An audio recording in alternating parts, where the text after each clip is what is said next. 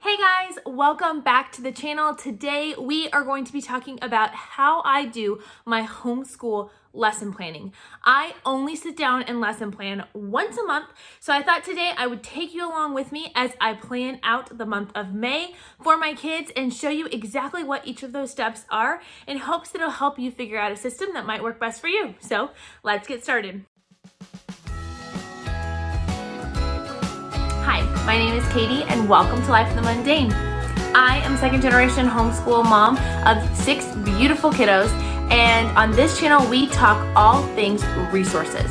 I love to share with you resources that are going to help you in your homeschooling and help encourage you in your biblical parenting and how you can utilize those to their fullest potential so that you can make the most of the little moments. I do want to say before we jump into this plan with me that I want to give a little caveat that I'm going to show you simply what works for me and my family.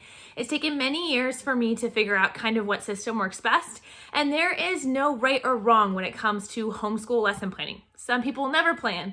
Some people reverse lesson plan where they only write down what they've actually done. Some people plan every night or every week. There is no right or wrong. It's about what works best for you and your family. So don't be afraid to experiment and try new things. Watch this video and see if you can pick up any ideas that might be helpful to you. And on that note, let's get started. So the first thing that we are going to do when it comes to sitting down for my monthly lesson plan session, we're going to grab the Organized Homeschool Planner, which this is my homeschool brain in a book.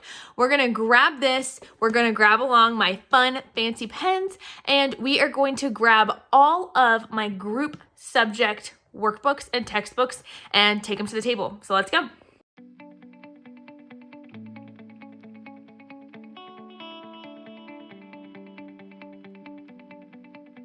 In addition to all the books that I grab, I also grab a laptop because that will allow me to access anything digitally that I need to grab for the kids' schoolwork. And now it is time to jump into the next step. After we've gathered the supplies, the next step is wait how last month went.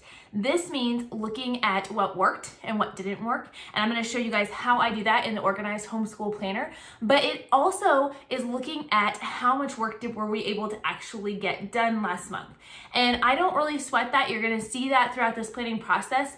Planning is just a way to help me, give me goals and things to shoot for. I don't get crushed if we don't meet those goals. Let's jump in as I show you what it looks like to evaluate each month before you jump into planning for the next month. All right, so when it comes to our Organized Homeschool Planner, we have the tabs divided by month. So we're going to go back and look at the month of April and see how we did in this month. They have a great little assessment page within each month's planning that has really been a game changer for me. They have different boxes that give you different prompts of things to fill out. I do not fill out these every single month, but I do try to fill out the majority of them because they really help with my assessment and as I make plans. So a couple of things. What is something I'm grateful for this month? What worked well this month? What did God reveal to me this month?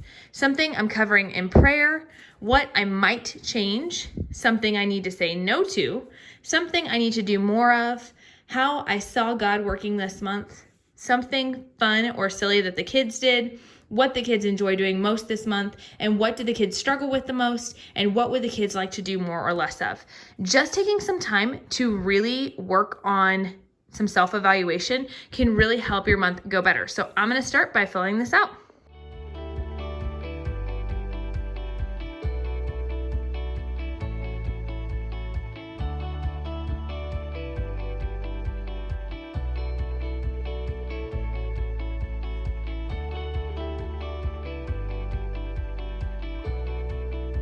Now that I've taken just about 10 minutes to sit down and write down a few things that I want to do to reflect over this past month, we're now going to look at academically, what did they get done? I have this kind of group subject month at a glance, which you'll see more about here when I start planning, but I start going through and seeing, like I had guessed that we would get done lesson 18, page 165 through lesson 21, page 210. And so the first thing I'm going to do is I'm going to grab our Bible book and see where we ended, which was page 210, and go, okay, we got that done. So I can check that off. We also sang our hymn for the month. We reviewed our catechism this month.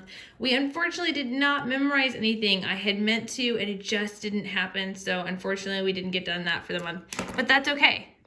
Again, these are just goals, things we're shooting for. If we don't get it done, that's all right.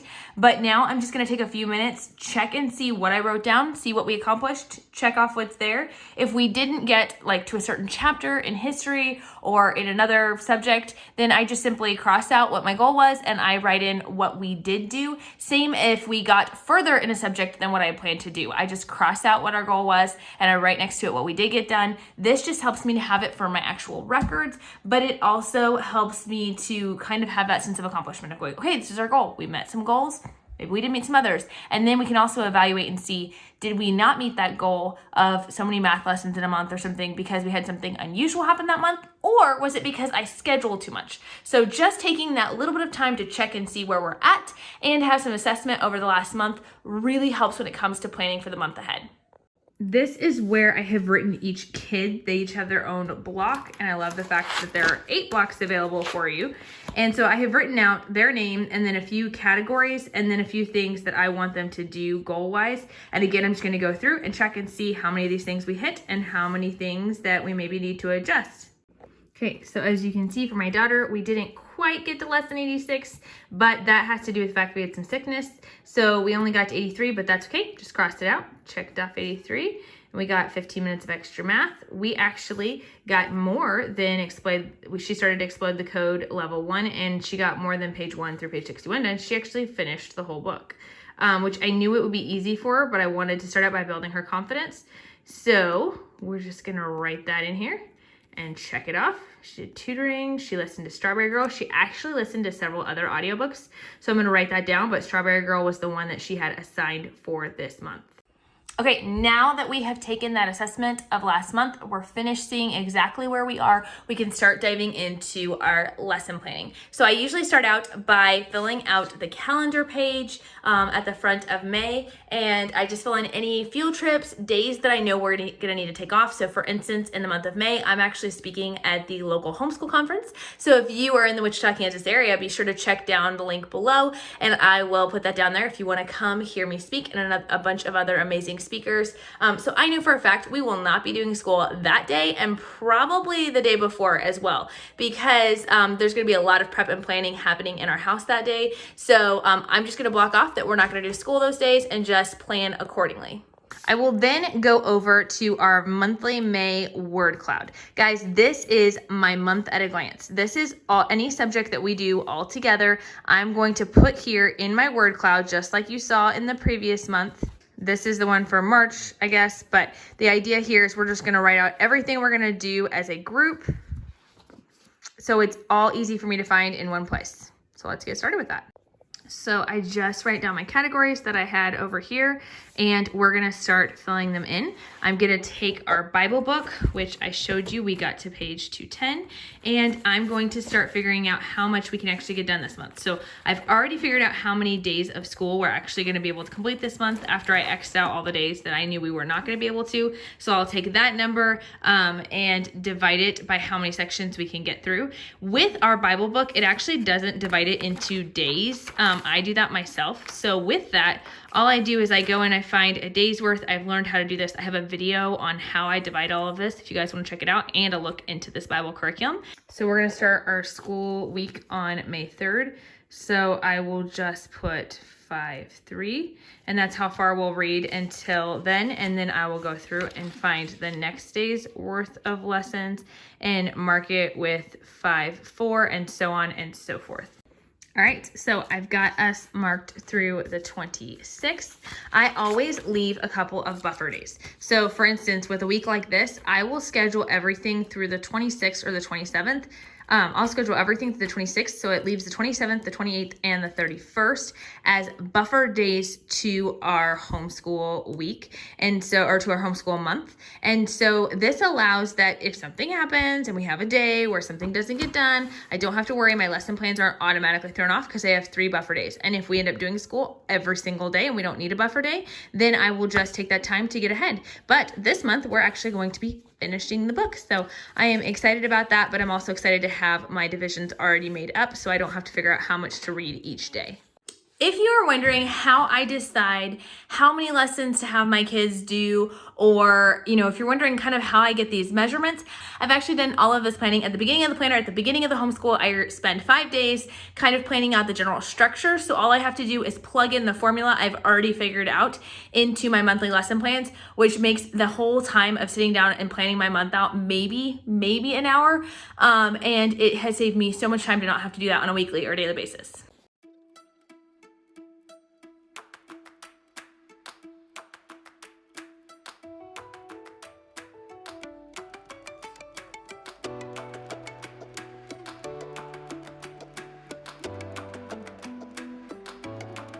After we finish this page, we're gonna go back here. We're gonna create our blocks just like I showed you before.